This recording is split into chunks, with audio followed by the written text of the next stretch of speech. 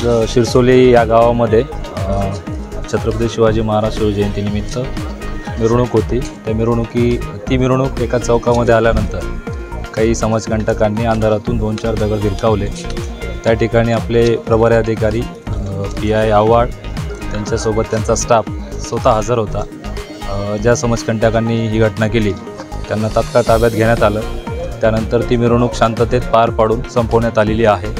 त्याच्यामुळे मी आवाहन करतो की ज्यांनी ही घटना केली त्यांनी पोलिसांना ताब्यात घेतलेलं आहे। त्यांच्यावर गुन्हा दाखल करून पुढील कायदेशीर कारवाई सुरू आहे। कोणीही अफवांवर विश्वास ठेवू नये किंवा कोणीही अफवा पसरवू नये। धन्यवाद। चौकशी चालू आहे। चौकशीनंतर त्या सगळ्या गोष्टी निष्पन्न होतील। सध्या आम्ही गावामध्ये शांतता पसरवत आहोत। त्याच्यामुळे ह्या गोष्टी नंतर चौकशीनंतर निष्पन्न होतील। काय